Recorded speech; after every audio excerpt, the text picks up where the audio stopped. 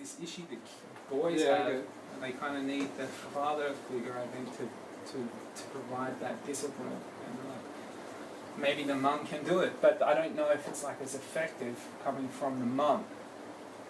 When it's a son, but if it was a daughter, then it's a different situation. Yeah, that's interesting.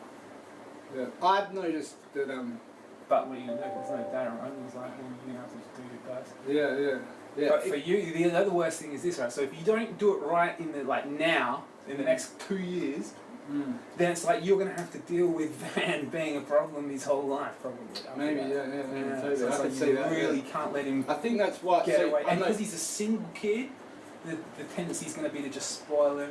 Hey, so remember how Mum will tell you now that when we came to Australia, she met a lot of her friends like Pan and Adult through Mother's Group, right? So I think that's where mums get support from, because that's where Bears met this Georgia chick from, and they have meetups every week, and the kids go play. But it's interesting that they do that. Like, I've noticed how she gets support, especially the single mum, I guess. But they learn that's obviously somewhere where mums or just new parents learn about that type of shit. It's interesting too, as well, about socialising kids, though, because that is the hugest thing, and for me, it's been really fucked because I've never been good socially.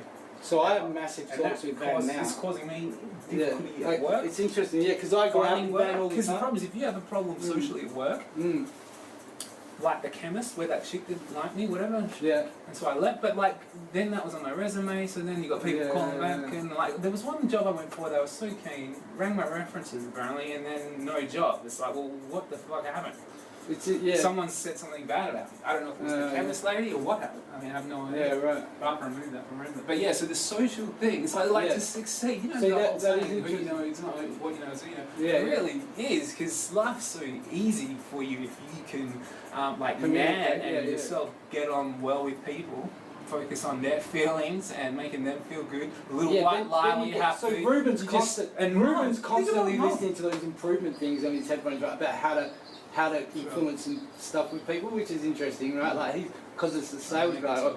Yeah, but it's interesting because I pulled him up on one of them. I was like, oh, you must pull this straight out of your book, right? So I put 2 trolleys and a fucking vacuum in the kitchenette area at work, and I could tell that it was annoying Ruben, but I didn't want him to laugh, so and then one day, instead of him just asking me about it, he pulled him out into the corridor and just left him there, and I was like, oh yeah, there's that passive aggressive approach at fucking mate trying to get me to move that shit. And he was like, oh yeah, sorry, I promise to just ask you. I was like, yeah, could have just done me. But it's interesting how passive aggressive is the worst term. It's interesting the different ways people could take to try and approach.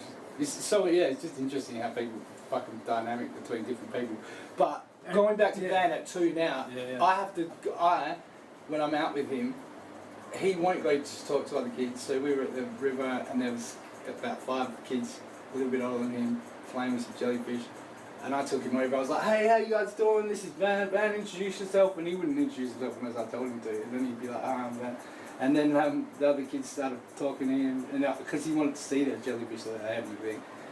But so the best thing that you and Barry could do with Van would be to learn as much as